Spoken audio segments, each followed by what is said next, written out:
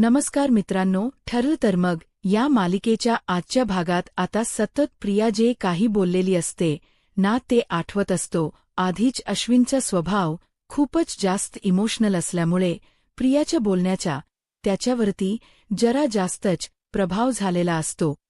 तर इथे त्याला आठवत असतं जेव्हा अश्विन म्हणतो की मला या मुलीच तोंड सुद्धा बघायचं नाहीये, तेव्हा ती म्हणती तुला ज्या मुलीच तोंड बघायचं नाहीये ना, त्याच मुलीच्या पोटामध्ये तुझं बाळ वाढते. अश्विन, मी तुझ्या बाळाची आई होणार आहे. ही गोष्ट त्याला आठवत असते. त्याला अजून हे सुद्धा आठवत असतं. रिया त्याचे पाय पकडते आणि म्हणते तुझा माझ्यावरती राग आहे ना, माझ्यावरती राग तू ठेव, पण या सगळ्यामध्ये आपल्या बाळाची काय चूक आहे? या सगळ्यामध्ये आपल्या बाळाची काही चूक नाही. अश्विन, तू उगाच त्याला मन दाखवू नकोस. प्रिया इथे आता अश्विनला इमोशनल ब्लॅकमेल करत असते. बाळाचं नाव पुढे करून ती अश्विनला परत आपल्या घोळात घेण्याचा प्रयत्न करत असते. पण या वेळेला अश्विनला तिचा सगळा प्लॅन कळत असतो. या वेळेला प्रियाची चाळ त्याला कळत असते आणि म्हणूनच तू प्रियाच्या कुठल्याही बोलण्यामध्ये न अडकता आपला निर्णय तिला सांगतो आणि मगच तिथून बाहेर पडतो. पण शेवटीला घरामध्ये आता अस्मिताच बाळ आहे. सायली प्रेग्नेंट आहे. फक्त बाळाचा आणि बाळाचाच विषय सुरू आहे. त्यामुळे अश्विनला सुद्धा प्रियाच्या बोलण्याची आणि त्या बाळाची आठवण येते आणि तो खूप जास्त टेन्शनमध्ये येतो. आणि तेव्हाच त्या ठिकाणी अर्जुन येतो. चैतन्याच्या खांद्यावरती आपला हात प्रेमाने ठेवतो. त्याला तो दाखवून देतो की तू एकटा नाही आहेस. अश्विन, मी आहे तुझ्याबरोबर. तेव्हा इथे अर्जुन आल्यानंतर तो विचारतो काय झालं अश्विन, तुझा चेहरा काय एवढा पडलाय? तेव्हा अश्विन आपल्या भावाला अलगद मिठी मारतो आणि म्हणतो दादा, आता मला हे सगळं सहन होत नाहीये रे. मी स्वतःला कंट्रोल करण्याचा, मला इथे सांभाळण्याचा, तुमच्या सगळ्यांबरोबर आनंदामध्ये सामील होण्याचा, मिक्स अप होण्याचा परिपूर्ण प्रयत्न करतोय. पण तरीसुद्धा मला आता या सगळ्याचा खूप जास्त त्रास होतोय दादा. तेव्हा इथे अर्जुन म्हणतो काय झालं, तू असं का बोलतोयस? तेव्हा अश्विन म्हणतो दादा बघ ना, घरामध्ये मगाशी सगळेजण बाळाबद्दल बोलत होते तेव्हा मला प्रियाच्या बाळाची आठवण आली आणि मला त्रास व्हायला लागला.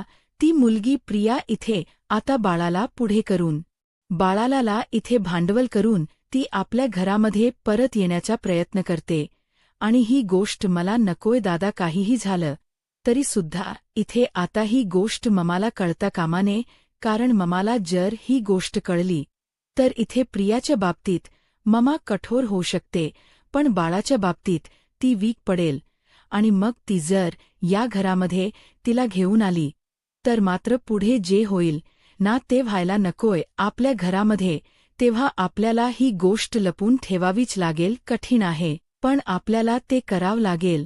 तेव्हा इथे पोस्टमन दादा सुभेदारांच्या घरी यायला निघालेले असतात. अश्विन म्हणतो दादा, तू आहेस ना माझ्याबरोबर ही गोष्ट लपून ठेवण्यामध्ये? तू माझी हेल्प करशील ना? अर्जुन म्हणतो अश्विन, बाळ स्वीकारणं किंवा नाही स्वीकारणं प्रियाच्या बाबतीत घेतलेला डिसिजन फक्त तुझा असणार आहे आणि तू तो डिसिजन घेतलायस, त्यामुळे मी तुझ्या डिसिजनचा रिस्पेक्ट करतो. मी आहे तुझ्याबरोबर बाळाच्या बाबतीत. जो तू काही निर्णय घेशील त्याच्यामध्ये मी तुझ्याबरोबर आहे. तू काळजी करू नको, पण एक ना एक दिवस ही गोष्ट सांगावी लागेल ना? अश्विन म्हणतो नाही, कधीच सांगायची नाही. आपल्याला जेवढं शक्य होईल तेवढी ही गोष्ट आपण लपून ठेवायची. मला हे सत्य कुणाही समोर यायला नकोय. मला ती प्रिया आणि तिचं बाळ दोन्हीही माझ्या आयुष्यात नकोय, असं आता अश्विनी सांगितलेलं असतं. त्यानंतर प्रेक्षकांनो, इथे आता अस्मिता सगळेजण आता बाळाच्या बारशामध्ये बिझी असतात आणि तेव्हाच तिथे आलेला असतो पोस्टमन काका आणि ते म्हणत असतात कल्पना सुभेदार कोण आहे? तुमच्यासाठी पत्र आहे. तेव्हा इथे कल्पना म्हणत असते माझ्यासाठी पत्र कोणी लिहिलीये आणि ती आता बघायला येत असते. तेव्हा सायली म्हणते आई तुम्ही थांबा, मी तुमचं पत्र बघते. तेव्हा अर्जुन अश्विनला म्हणत असतो की अश्विन, तुला जो डिसिजन घ्यायचा आहे तो जर तुझा डिसिजन पक्का आहे तर तू प्लीज त्याचा स्वतःला त्रास करून घेऊ नकोस. मला असं वाटतं ही गोष्ट जर कुणाला कळू नये असं तुला वाटत असेल तर तू स्वतःचे इमोशन्स कर. तू इतका उदास राहू नकोस. ही गोष्ट जर ममाला कळली तू टेन्शनमध्ये आहेस तर ममा नक्कीच जाणून घेण्याचा प्रयत्न करेल की टेन्शनचं कारण काय, आणि मग आपली इच्छा नसेल तरी आपल्याला सांगावं लागेल. त्यामुळे तुझा डिसिजन झालाय ना की तुला इथे प्रियाला स्वीकारायचं नाहीये, तिच्या बाळाला स्वीकारायचं नाहीये, तर तू त्यात या डिसिजनवरती आता इथे ठाम रहा. आणि तू प्लीज आता स्वतःला सावर. हे डोळे पुस आणि आता चेहऱ्यावरती अजिबात टेन्शन दाखवू नकोस असं अर्जुनने त्याला सांगितलेलं असतं. आणि अर्जुन इथे आता अश्विनचे डोळे पुसून त्याला आपल्याबरोबर बाहेर घेऊन येत असतो. आणि तेव्हाच इथे पोस्टमन काका प्रियाच पत्र घेऊन सुभेदारांच्या घरी आलेले असतात. आणि तेव्हा त्याच वेळेला सायली इथे पत्र घ्यायला येत असते. आणि इथे अर्जुन आणि अश्विन सुद्धा बाहेर येत असतात. आणि तेव्हा प्रेक्षकनो अचानकपणे सगळ्यांच्या मोबाईलला अलाराम वाजतो. तेव्हा इथे सायलीच्या जेवणाची दुपारच्या वेळ झालेली असते.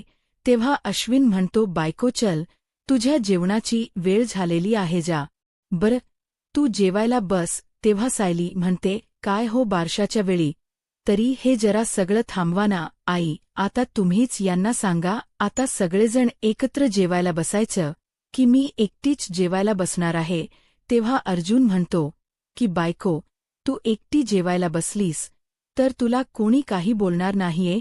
माझी बायको प्रेग्नेंट आहे, मी तिची काळजी करतोय असं सगळ्यांना वाटेल. तेव्हा कल्पना म्हणती, सायली तू चल माझ्याबरोबर, मी तुला जेवायला वाढते, चल. तो काळजीपोटी सगळं करतोय ना. तेव्हा ती म्हणते, अहो पोस्टमन काका तिथे उभे आहे, ताटकळत मी जाते ना. अर्जुन म्हणतो, मी आहे ना, मी लेटर घेतो. तेव्हा तो विचारतो, कुठून पत्र आले. तर पोलीस स्टेशनमधून पत्र आले असं सांगितलं जातं. तेव्हा अर्जुनला धक्काच बसतो. अर्जुन ते लेटर उघडतो आणि बघतो तर काय इथे आता लेटर लिहिलेलं असतं. प्रिय आई म्हणजे कल्पनाला प्रियाने, आणि त्याच्यामध्ये तिने सगळं काही लिहिलेलं असतं की मी प्रेग्नेंट आहे. ही गोष्ट मी अश्विनला सांगितली पण अश्विनने हे बाळ त्याचं आहे हे मानण्यासाठी नकार दिला. त्याने माझ्यावरती संशय घेतला. ही गोष्ट अर्जुन आणि चैतन्यला सुद्धा माहिती आहे, पण अर्जुनने इथे आता चैतन्यला आणि त्याचबरोबर अश्विनला प्रॉमिस केले की ही गोष्ट तो कुणालाही सांगणार नाही. त्यामुळे आई ही गोष्ट तुला सांगणं गरजेचं आहे. मी बाळाची DNA टेस्ट सुद्धा करायला सांगितली. असं सगळं आता त्या पत्रामध्ये लिहिलेलं असतं. ते वाचून त्याला खूप मोठा धक्का बसतो. अस्मिता विचारते, अर्जुन अरे कुणाचं पत्र आहे. अर्जुन म्हणतो, काही नाही, ममला इथे किटी पार्टीच निमंत्रण दिलेला आहे. कल्पना म्हणते, काय किटी पार्टीच निमंत्रण, पण मी तर अशा कुठल्याच क्लबला जॉईन नाहीये. तेव्हा इथे अर्जुन म्हणतो, हो का मामा, नाही, ठीक आहे मग जाऊ दे तेव. हा प्रेक्षकांनो अर्जुन इथे अश्विनला आणि चैतन्याला बोलावतो. अश्विन म्हणत असतो की दादा काय झालं. तेव्हा अर्जुन म्हणतो की प्रियाने ममाच्या नावाने जेलमधून लेटर पाठवले, त्याच्यामध्ये तिने आता ममाला सांगितले की ती प्रेग्नेंट आहे म्हणून. तेव्हा अश्विन म्हणतो, काय ही मुलगी इतकी नीच असेल ना. या गोष्टीचा मी कधी विचारही केला नव्हता. कितीही प्रयत्न केले तरी सुद्धा या मुलीचा नीचपणा काही कमी होत नाहीये. तेव्हा दादा तू कुणालाही या पत्राबद्दल सांगणार नाहीयेस. अगदी काहीही झालं तरी सुद्धा या लेटरबद्दल घरामध्ये काही बोलायचं नाही. तेव्हा अर्जुन म्हणतो, घे हे लेटर तू तुझ्याकडेच ठेव. प्रताप काका म्हणतात, चला रे मुलांनो, चला जेवायला चला. तेव्हा अश्विन म्हणत असतो की देव माझ्या नशिबामध्ये या गोष्टी का घडवतोय. म्हणजे एका बाजूला इथे प्रियाचा खरा चेहरा माझ्यासमोर आला आणि आता ती बाळाला जन्म देणार आहे हे सुद्धा मला कळते. नक्की काय करायचं काय मी. त्यानंतर इथे अर्जुन त्याला समजावत असतो. त्याचबरोबर इथे आता सायली अर्जुनला म्हणत असते, अहो आज मी लवकर झोपणार आहे, आज मी खूप थकली आहे ना, म्हणून तेव्हा इथे अर्जुन म्हणतो, हो बायको हो चल बर. आधी तू पाणी पिऊन घे आणि मग झोपून सुद्धा घ्या. तेवढ्यातच तिथे कल्पना आणि प्रताप काका आलेले असतात. तेव्हा अर्जुन म्हणतो, ममा तू इथे. तेव्हा कल्पना म्हणत असते की अर्जुन मी काय म्हणते, आता तुम्ही दोघांनी आनंदाची बातमी मी दिलेली आहे, तर तुम्ही दोघेजण कुलदेवतेच्या दर्शनाला जाता का? तेव्हा अर्जुन म्हणतो, ममा कुलदेवतेच्या दर्शनाला? ती म्हणते, हो तुम्ही दोघेजण जा आणि तिथे गेल्यानंतर अश्विन आणि अस्मितासाठी सुद्धा तुम्ही प्रार्थना करा की त्यांचा संसार, त्यांचे इथे सगळं काही मार्गी लागू दे. तेव्हा अर्जुन म्हणतो की ममा अगं त्यांच्यासाठी जे काही करायचं आहे ते स्वतः करतील ना, म्हणजे जी काही पूजा वगैरे करायची आहे ते स्वतः करतील. असं इथे आता कुलदेवतेला वगैरे तिथे जाऊन करायची काय गरज आहे, इथे सगळं काही होईल ना. सायली म्हणते, आई नका काळजी करू, आम्ही उद्याच कुलदेवतेच्या दर्शनाला जाऊ आणि मी तिघांसाठीही प्रार्थना करेन, साकड घालेन, तुम्ही नका काळजी करू. तेव्हा इथे कल्पना म्हणते, ठीक आहे सायली, मला माहितीच होतं तू नकार नाही देणार. तेव्हा सायली म्हणते, काय हो प्रत्येक वेळेला आई काही सांगायला आल्या तर तुम्ही नकार घंटा दिलीच पाहिजे का? मी जाणार नाही, कशाला जायचं, घरूनच करायचं. प्रत्येक वेळेला बोलणं गरजेचं आहे. त्यांची इच्छा आहे की त्यांच्या तिन्ही मुलांचं सगळं काही चांगलं व्हावं, तर त्यांच्यासाठी बरं वाटावं त्यांना, म्हणून तरी काहीतरी करा ना. प्रत्येक वेळेला नाही नाही बोलायची काही गरज आहे. तेव्हा अर्जुन म्हणतो, बायको पण मी म्हणालो ना की जातो म्हणून. ती म्हणते, मी बोलल्यानंतर तुम्ही बोललात, आधीच बोललात असत तर काय झालं असतं? हो आई, आम्ही जाऊ एवढं बोलला असता तरी चाललं असतं ना. तेव्हा अर्जुन म्हणतो, बायको मी तुझ्यासाठीच बोलत होतो ना, तुला त्रास होईल म्हणून. तेव्हा सायली म्हणते, मला नाही होत त्रास, एका दिवसाने काय मला लगेच इतका त्रास होणार आहे का? ही आईला प्रत्येक वेळीला नाही बोलत जाऊ नका, मला ते नाही आवडत. तेव्हा अर्जुन म्हणतो, बरं बाबा ठीक आहे, बरं ठीक आहे, तू पाणी तरी पिऊन घेशील. सायली काही पाणी प्यायला तयार नसते. अर्जुन म्हणतो, चला आता बायको रुसली माझी. तेव्हा सायली म्हणते, रुसले म्हणजे?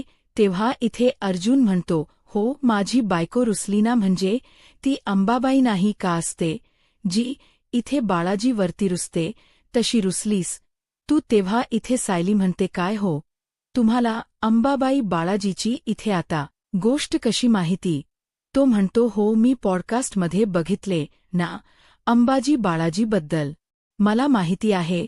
उद्या जर आपलं बाळ म्हटलं की काय हो डॅड आपली इथे अंबाबाई बाळाजी वरती का रुसली होती, तर मला कळलं पाहिजे ना, मला बेस्ट बाबा बनायचं बाबा. तेव्हा सायली म्हणते, हो खरंच बेस्ट बाबा बनायची पूर्ण तयारी आहे, बेस्ट मुलगा सुद्धा बना. आईच सगळं ऐकतं चला. तेव्हा इथे आता कल्पना पुन्हा येते. ती म्हणते, मगाशी मी सायली सांगायलाच विसरले, अगं तू तिथे जाणार आहेस खरी, पण महत्वाची गोष्ट म्हणजे उद्या सकाळीच तुम्हाला जावं लागेल. अर्जुन म्हणतो, मामा उद्याच माझी मीटिंग आहे.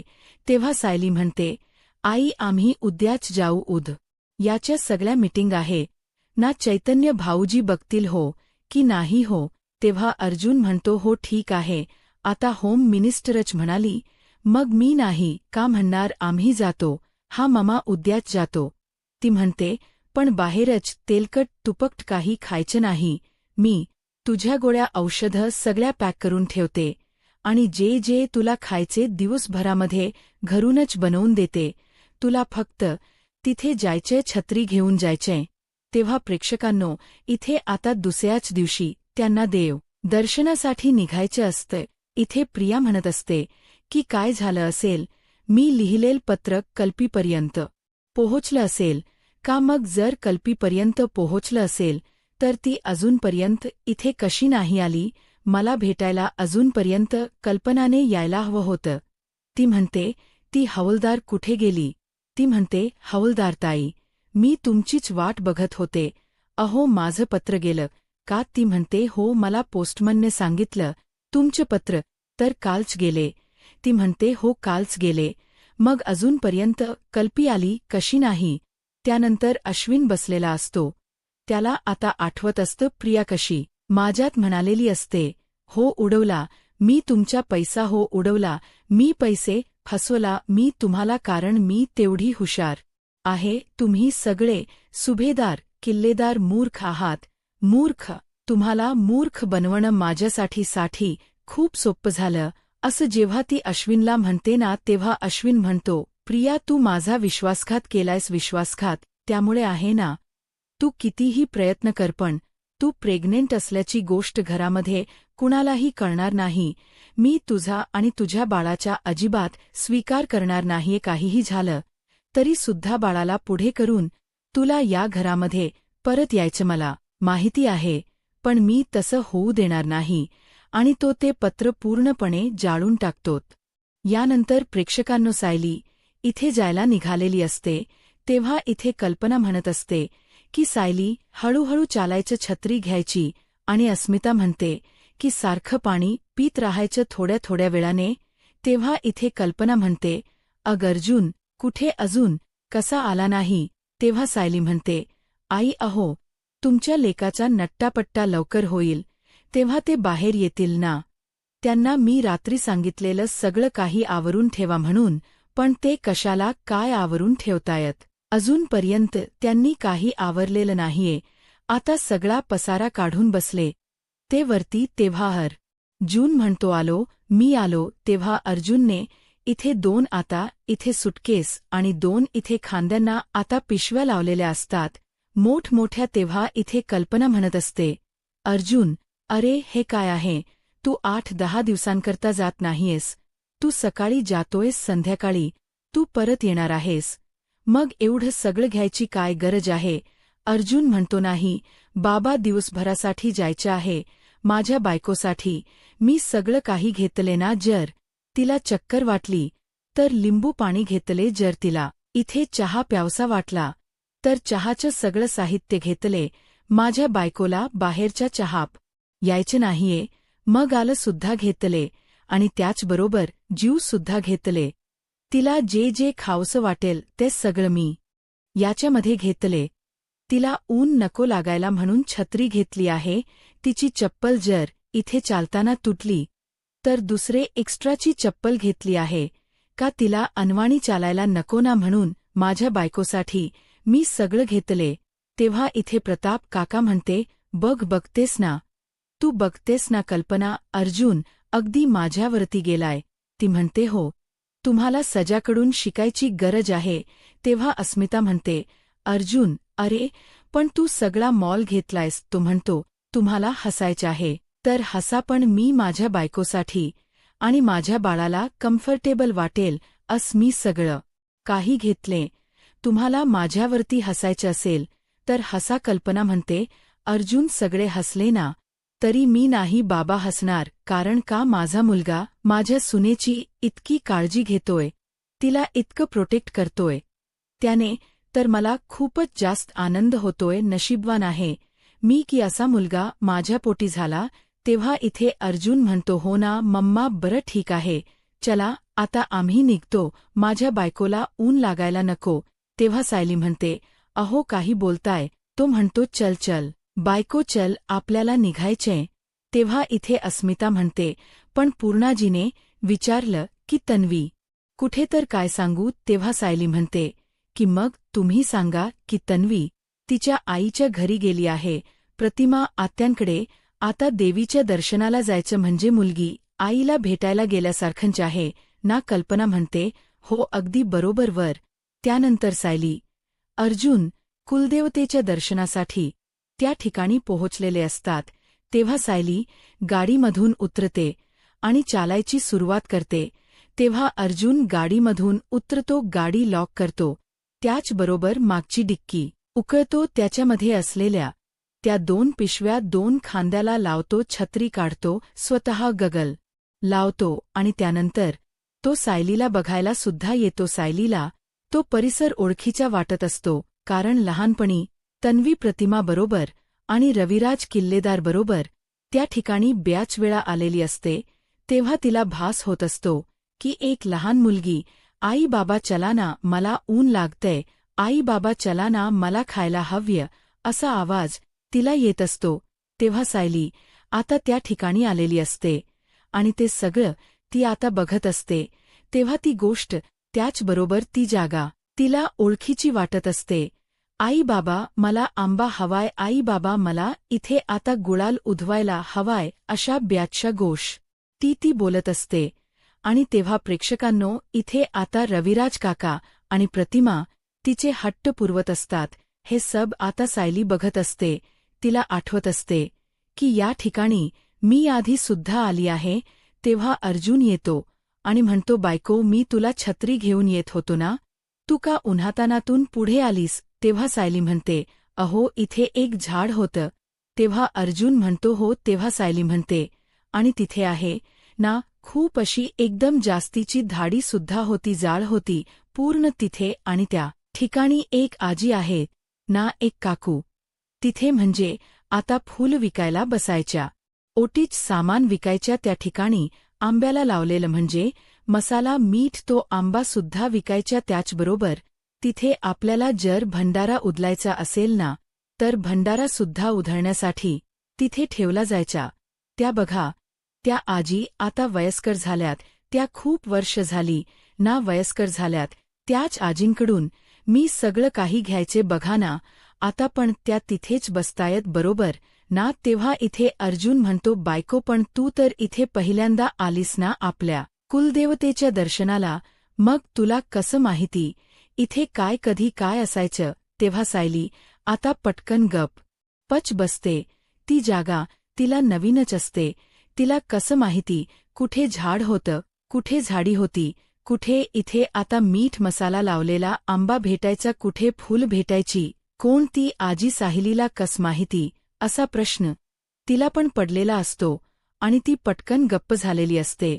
त्यानंतर पुढील भागामध्ये इथे आता पूर्णा आजीला फोन आलेला असतो ना, कल्पनाच्या प्रियाने केलेला. तो पूर्णाजी उचलते. तेव्हा प्रिया म्हणते, पूर्णाजी मी बोलते. प्रिया, तुझी तन्वीग तुला माहिती आहे पूर्णाजी, मी गरोदर आहे. आता भंडारा सुद्धा उधळायचा असतो. तेव्हा त्या म्हाताया आजीम म्हणतात, काय बाळा, तू लहानपणी सुद्धा इथे आलीयस का? तुझ्यासारखीच एक मुलगी असायची जी हट्ट करायची की तिला इथे भंडारा सुद्धा उधळायचाय. तिला भंडारा उधळायला खूप आवडायचं. तुझ्याकडे बघून, तुझा हट्ट बघून मला त्याच मुलीची आठवण आली.